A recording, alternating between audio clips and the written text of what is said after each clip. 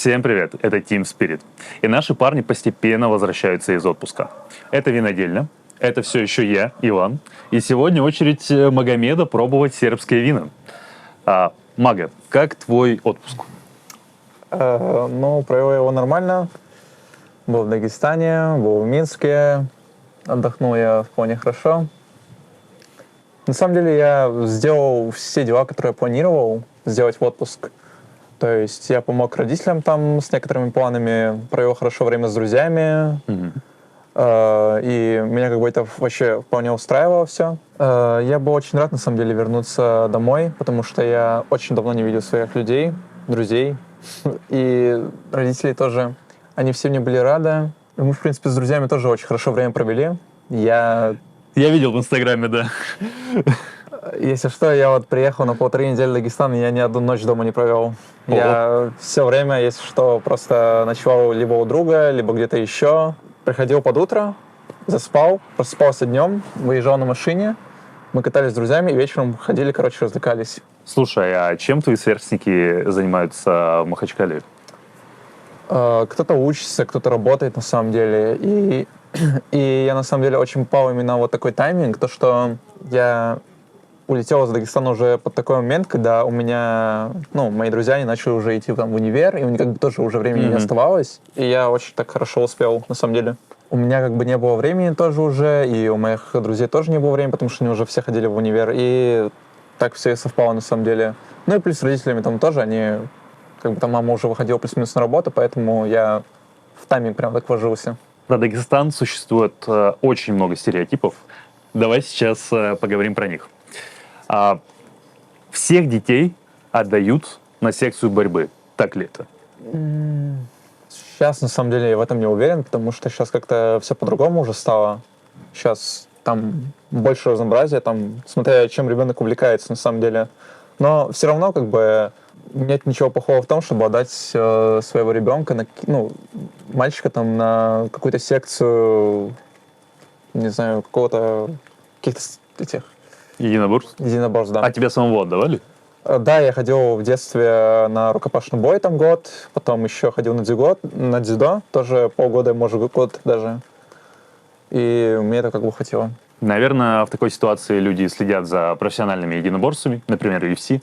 А следишь ли ты за чем-то? На самом деле нет, ни зачем. Вообще не интересует пока что эти. Максимум там видосы на ютубе какие-то посмотрю про уличные бои и все. А почему уличные именно, а не профессиональные? Как-то там все так по-настоящему, можно сказать. Более реалистично. А в дагестанской культуре особое место занимает лезгинка. Умеешь ли ты ее танцевать? Я в детстве с 1 по 3 класс я ходил в школу, в которой была хореография, и нас там учили вот именно танцевать лезгинку. Я плюс-минус умею танцевать, но не так прям, чтобы это выглядело прям очень красиво. 1xBet – официальный партнер Team Spirit. Переходи по ссылке в описании на сайт нашего партнера 1xBet, чтобы смотреть наши матчи было еще интереснее. Еще один стереотип про дагестанцев, что это страстный и эмоциональный народ. Можешь ли как-то ты это подтвердить примерами из своего окружения? У меня есть такие друзья некоторые, но они ведут себя так, именно со мной, потому что, скажем так, чисто рофлят. Из моего окружения нет таких людей, прям таких страстных, которые так резко реагируют на что-то. Это я себе выбрал такое окружение, которое чисто такие спокойные челики, там, профильные, все такое. Чисто свои. А встречал ли ты из старшего поколения таких? Да, у меня папа такой. То есть он может фул на тебя закричать, еще что-то? Но или не только на тебя? Он резко реагирует на некоторые вещи, которые я ему сообщаю. До этого как минимум. Сейчас как-то поспокойнее. Но иногда тоже бывает такое, что он резко реагирует на что-то. Как ты думаешь, это любовь или это темперамент? Что это? Если честно, я не знаю. Наверное, у него просто такой характер. Он сам по себе такой вспыльчивый. А в доту в Дагестане играют? Да, очень часто. Это, можно сказать, одна из популярных таких игр в Дагестане. А во что еще играют? В PUBG, в частности. Вот когда PUBG был на пике своей популярности, в него очень много играли. Я ходил в компьютерные клубы, и там как раз чаще играли в PUBG, нежели чем в Доту. А так играют во все остальные игры, которые сейчас, в принципе, популярны. Там Fortnite, CSGO, все такое. А насколько развита лан-культура? На самом деле в году 16-17, я помню, этим занимался один человек, именно проводил именно лан-турниры там по КС, по Доте, по PUBG. Сейчас, наверное, как-то поменьше это проводят. Возможно, из-за ковида, возможно, просто сейчас некому этим заниматься. Ну, или я просто этого не знаю, как бы. Но в какое-то время это было очень сильно развито. Там прям проводились такие турниры, которые были там с призовым фондом 60 тысяч рублей, 100 тысяч рублей. Ну, это для того времени, для меня это было нормально. Это да. неплохо вообще. А как тебя встречали после победы на Интернешнале? Ну, родители, друзья, там, кто у меня был, все они встретили меня с почетом там. Мы пошли... Сначала я был с друзьями, мы отпраздновали это в ресторане одном, потом на следующий день я был в другом ресторане уже с родителями, они там устроили банкет на 100 человек. Ого. Да, всех родственников позвали. Они меня тоже все поздравили. И многие люди, которые даже, ну, с кем я не был знаком, это друзья моих друзей, либо какие-то знакомые, либо кто-то еще, они меня тоже все поздравляли. Относились все с белой завистью. А как выглядит поздравление от 100 родственников на банкете? Ну, я как бы встречал возле входа, когда встречал гостей, и все подходят, говорят «поздравляю», и проходят дальше. И вы больше не общались, если честно? Да. В чем смысл? Не, я шучу на самом деле. Просто все родственники, которые там были, я их хорошо знаю, как бы, и, ну, они меня тоже... Всю сотню? Ну, плюс-минус, скажем так, человек 50 точно. Но это как бы близкие родственники моей бабушки, моей мамы, там, моего отца тоже.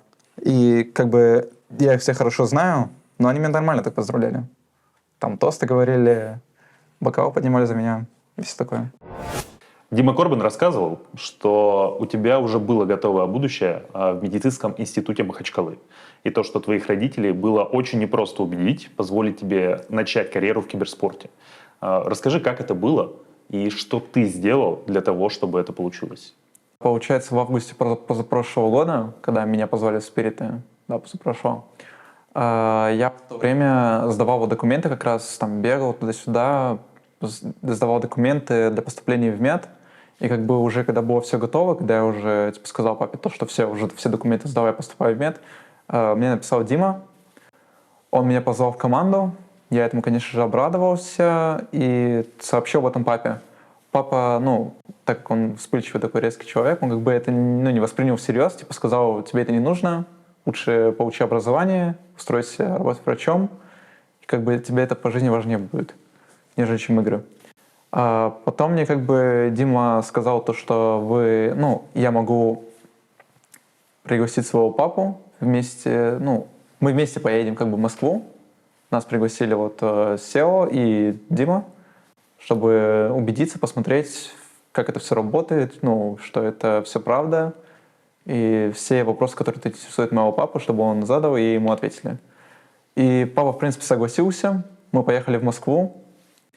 Мы там встретились, все обговорили, и у них получилось убедить папу в том, что это как бы, это все не просто так, это довольно серьезная такая тема. Они как бы ему объяснили, как это все устроено, как это все работает, то, что это, по сути, профессиональная карьера, как бы это все серьезно, то, что у меня есть какие-то перспективы, у меня есть талант к этому, и там еще прочие вопросы были. И как бы, когда мы уже приехали после всего этого собеседования, скажем так, в Махачкалу, он мне сказал то, что если бы я тогда, если мы тогда не поехали в Москву, то есть на встречу с ними, то он бы вряд ли меня отпустил, потому что они его действительно смогли убедить в этом, и как бы он там принял решение. А какой самый важный вопрос был у твоего отца тогда? Я, если честно, даже не помню. Но единственное, в чем он сомневался, все ли это надежно и является это все правдой. То, что играя, там, по его мнению, компьютерные игры, ты можешь столько зарабатывать, как бы у тебя есть столько возможностей, ты можешь путешествовать по миру, по сути, и заниматься этим. Но я думаю, он нисколечки не пожалел в своем решении. В будущем, да, это решение оказалось правильным. А ты помогаешь сейчас родителям финансово? Да, конечно. Всегда. То есть после инта, после мажора ты какой-то процент отсылаешь, или как это вообще происходит? Даже до инта, до мажора, после того, как я уже начал первую зарплату получать, я им старался помогать я им отчитал, ну, перекидывал какую-то часть, которая им была необходима, и тем самым помогал. Когда ты узнал про переезд в Белград, легко ли ты согласился или были сомнения? Ну, я много думал над этим, как это вообще будет происходить. Но, в принципе, я не был против, потому что это как бы новый город. Как бы мне было интересно, как это все будет происходить, как это все будет выглядеть. Всегда было интересно жить где-то с Россией именно. В принципе, с таким энтузиазмом принял этот факт. Да, но как твои родители отнеслись к твоему решению? Ну, я им просто об этом сообщил, как бы сказал все вообще, как все будет. Они просто меня просили сообщать для них какие-то новые известия, и я как бы все это делал. Поэтому они уже, ну, я не знаю, как это все было, я даже не помню. Но они нормально к этому отнеслись, судя по всему. Потому что они мне потом разрешили, и все, я остался жить в Белграде. Сказал, что буду приезжать там через какое-то время. И приезжал в итоге через какое-то время? Да, через полгода приехал. То есть вот сейчас ты первый раз сюда приехал? Да, я первый раз, вот, ну, я через полгода приехал в Дагестан, я очень соскучился по нему, по родителям, по друзьям. Ты был рядом с Ильей и Мирой, когда началась война в Украине. Какое у них было состояние тогда?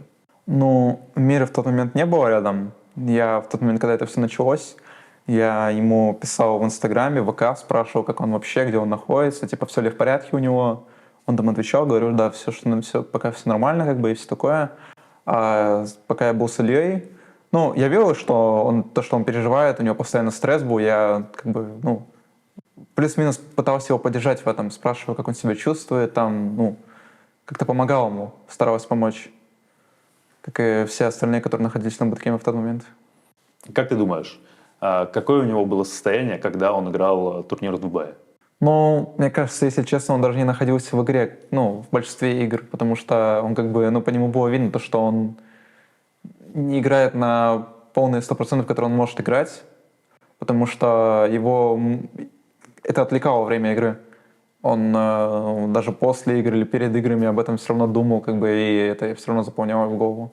Он был очень подавлен, на самом деле, этим. За последние 3 года ты продолжительное время пожил в Махачкале, Москве и Белграде. Расскажи, пожалуйста, с какими трудностями ты сталкивался в каждый из периодов? Если честно, я не особо помню, как у меня было вообще в Махачкале, как у меня было в Москве, потому что это уже давно было, на самом деле. Я только помню, что вот именно было в Белграде. Это вот такая одиночная жизнь, когда ты делаешь все по своему. По сути, когда мы только приехали в Белград, у меня, по сути, ничего не было. Я как бы мне приходилось все докупать. Все там, то, что я вспоминал по ходу дела, что мне нужно. И как бы я все это постепенно привыкал делать все сам. Типа там стирать, убирать, готовить, это все. И первое время было очень непривычно, но потом я уже со временем вот к этому привык. Ну и плюс чуть одиноко тоже было. Ну, плюс-минус там друзья, товарищи по команде, они помогают справиться с одиночеством. А на самом деле раньше, вот когда я был в Махачкале, до того еще как приезжал в МСК, и еще задолго до того, как приехал в Белград, мне как бы немного так надоедало жить с родителями, потому что они как бы все время со мной рядом, опекают, там чрезмерно такая опека и все такое. Я как бы больше хотел именно жить один. Но вот именно сейчас, когда я уже вернулся, когда я столько времени жил, по сути, один, когда я вернулся сейчас домой, мне это кажется больше благом, потому что этого как бы мне не хватало чуть-чуть. Потому что я вот, по сути, я не ценил того, что имел. Как бы я, когда был в Махачкале, за меня все делали, готовили, убирали, стирали и все такое. А сейчас как бы в Белграде я этого всего сам тоже не умел понять пока что так качественно. А в Москве было аналогично? То есть за тебя тоже готовили, убирали, стирали? Ну, в Москве как? В Москве, по сути, я большую часть времени проживал на буткемпе. Готовили, ну, мы заказывали там еду, убирали тоже, по сути, за нас, и стирали тоже за нас. Так что в буткемпе я просто как бы... Единственное, что мне надоедало на буткемпе, то, что я видел одни и те же лица на протяжении 2 месяцев. Как изменился формат работы команды с переездом в Белград? Ну, в Москве у нас был буткемп, а сейчас у нас наподобие работы, можно сказать так, потому что мы живем каждый у себя дома и просто ходим каждый день в офис. По сути, у нас сейчас как бы вот мы просто просыпаемся там, до 12 кушаем, а потом уже ближе к часу, к 2 мы идем в офис, играем там до 9 часов. Я забыл, кстати, перед тем, как мы идем в офис, нам нужно еще сыграть там плюс-минус 2 паблика или 1 паблик, чтобы быть в разогреве таком. Это задание от команды или это лично каждый делает? Просто по своему От задания от усмотрению? команды именно. Ага. Это обязательно. И мы проводим там с 2 часов до 8-9, в зависимости, когда у нас последняя КВ. Потом возвращаемся домой, доигрываем еще 2 паблика, то есть у нас минимум 4 паблика в день и 6 КВ. Вот так у нас было такое расписание. А потом спать и так каждый день. На самом деле мне вот больше нравилось, как скорее как было вот именно на буткемпе, потому что на буткемпе ты как бы проживаешь в одном доме, тебе никуда не нужно идти, и ты как бы можешь сразу проснуться, просто сесть за комп, и ты уже как бы будешь в офисе, по сути, ну, на буткемпе, и ты там сразу можешь играть. А сейчас как бы нужно там туда-сюда идти, там заморачиваться, типа, плюс еще еду надо заказывать, там, когда там уже она готова лишь на буткемпе. Насколько далеко ты сейчас живешь от офиса? 10 минут ходьбы. Ну да, действительно заморочки. Все московские работяги, которые нас смотрят. А на какой роли бы ты играл, если не играл бы на оффлейне? Наверное, именно хочется вот раскрыть весь свой потенциал именно на миди. А, пробовал? Чуть-чуть. Ну, иногда, когда мне роль забирают, я поиграю на миди. Но я играю не самым лучшим образом, потому что я там не очень опытный сейчас. Но так я чисто играю на своих героев. Там типа Магнусы, Аксы, там кто еще? Пангалера, Тогда- Праймал Бесты. Тогда какой в этом смысл? Играть на миде на этих героях? По фан. Как бы когда я играю на миди, у меня чисто такой настрой на игру, что я должен получить именно удовольствие от игры, нежели чем выиграть ее. Это как бы на второй уже ступени стоит.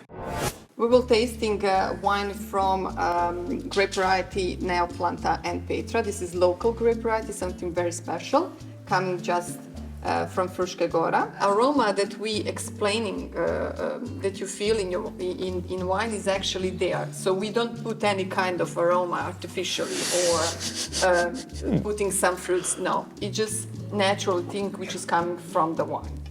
So rosé is very, very familiar with. It's always every kind of rosé mostly has raspberry, strawberry, some petals of rosé, of rose like flowers. It's local grape which is only growing here in Fruška Gora, especially mostly it's growing here in Sremski Karlovci vineyards. So something that you won't find it anywhere in the world, just here. And take a look at deep color that we always just produce. Yeah. This is something. This is very, Я very отказываюсь пить вино. familiar. Надо понюхать сначала. Я понюхаю. Can you feel a little bit of oak, like smoke toast, Yes. on your nose? Oak, Good, это ж дуб. because oak is the best for the wine, giving the Oak, это best ж дуб. aroma to the wine. That's Да, so 1,000 liters, 500 liters. It depends. You know, it's you can find in the market wherever you want. So it just depends on the style that you wanted to make of your wine. So actually, oak gives something special to the red wines. So mostly red wines laying mature in oak, but white and rosé no. They're using stainless steel, like inert ones. Она, кстати, очень крепкая. Да. Такое нихуевая крепкая, я бы сказал. По сравнению с этими двумя. Спорь мне залпом, сейчас выпью. А все Все 4. Я тебе верю. Можешь не доказывать. For the others, Ваня, давай. Лех, если я не бахнешь говорю. если бахнешь Тосты. 63, я дам тебе Или 100 тосты. баксов. 100 баксов, да. Хорошо. Хороший Маган. Ты Блиц. Каким был твой первый раз?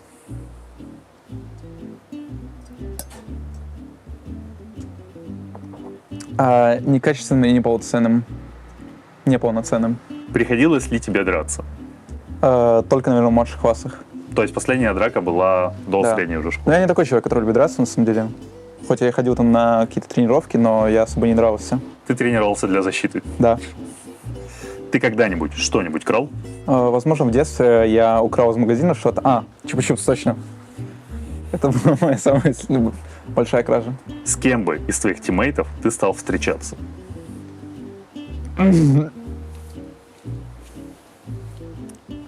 С Димой.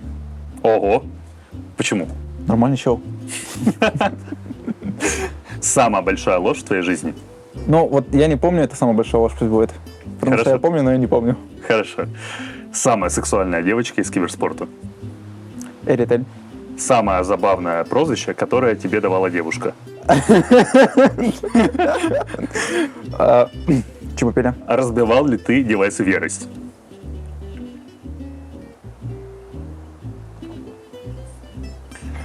Самая большая и глупая покупка в твоей жизни? Я не знаю, на самом деле. Все, что я покупал, наверное, это было уже обдумано, как бы. Я не покупал ничего такого, что мне после этого казалось бы глупым.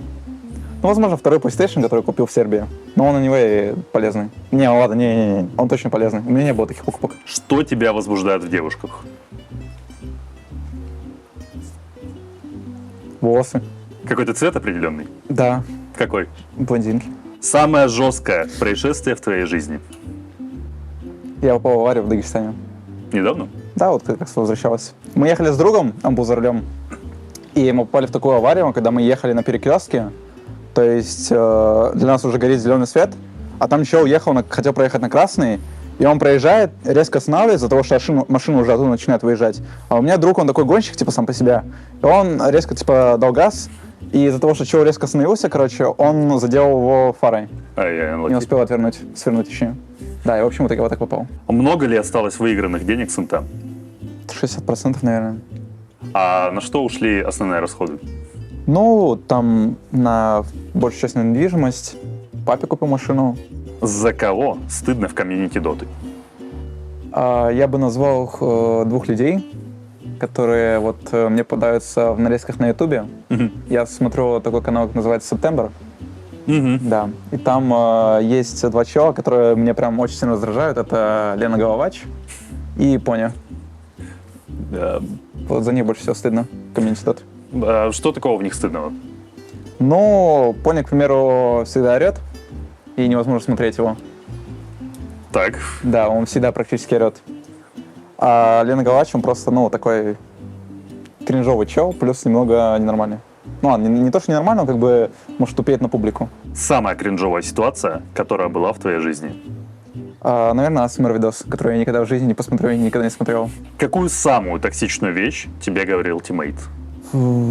Да не было, на самом деле, ничего такого. Мы как бы не говорим себе, ну, друг другу таких токсичных вещей. Максимум, типа, то, что там заебал ныть уже, играй нормально. И все. Расскажи, про что был твой самый сложный разговор с менеджером или SEO? Про девушку. Всем спасибо за просмотр. Подписывайтесь, ставьте лайки. Смотрите подобное видео побольше. Всем добра, удачи.